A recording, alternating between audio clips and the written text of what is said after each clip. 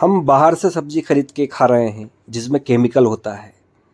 किराना लाते हैं, पूरा pure chemical युक्त आ रहा है।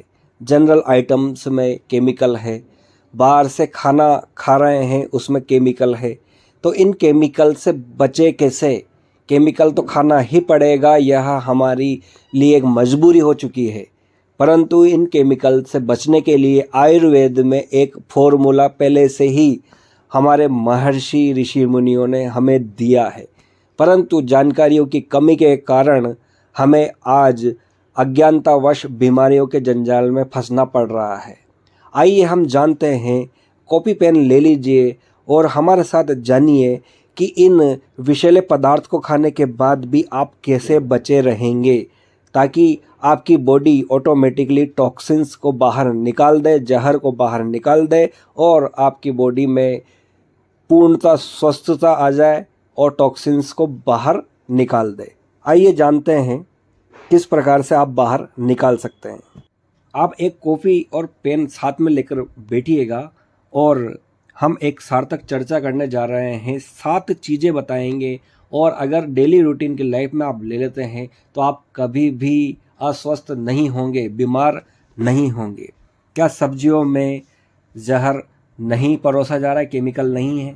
क्या फास्ट फूड जो बच्चे बाहर खाते हैं या फिर आजकल यंगस्टर्स खा रहे हैं और बड़े बूढ़े तक खा रहे हैं, तो उन्हें इस जहर का सामना नहीं करना पड़ रहा है?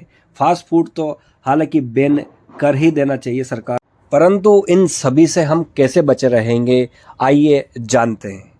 हमने जो 7 चीज़ें बताई उनमें से पहले स्थान पर आती है पीपल।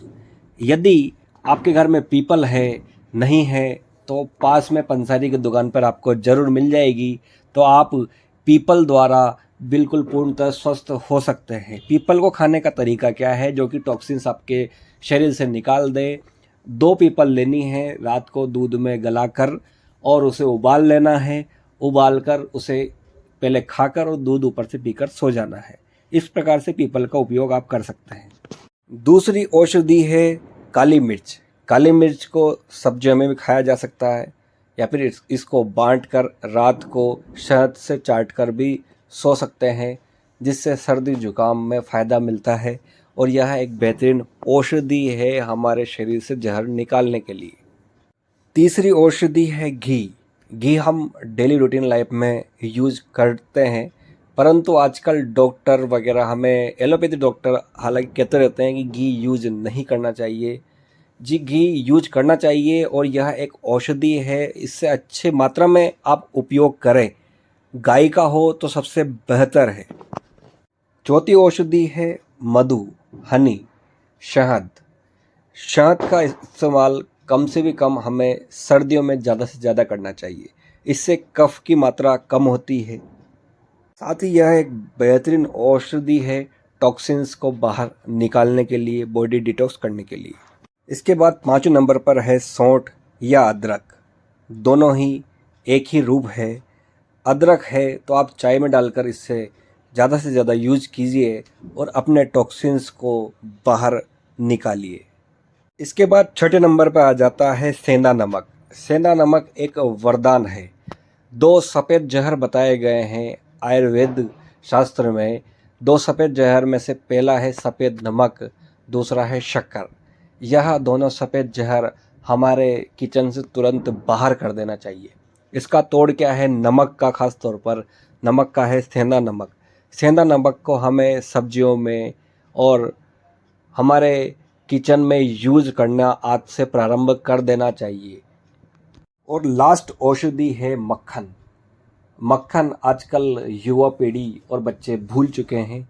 यह गांव तक, और गांव में भी 10% ही सिमट कर रह गया है।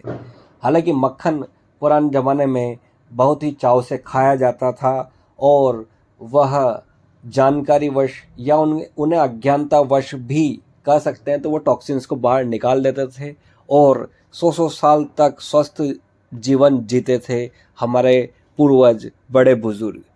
इन 7 औषधियों को हमारे जीवन में आप अपनाएं और स्वस्थ और एक अच्छा खुशहाल जीवन जिएं।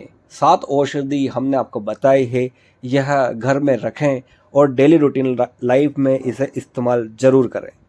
जानकारी अच्छी लगी हो तो एक प्यारा सा कमेंट्स ज़रूर कर दें, शेयर करें, ज़्यादा से ज़्यादा लोगों तक यह संदेश ज़रूर पहुँचाएँ। जय हिंद, जय भारत।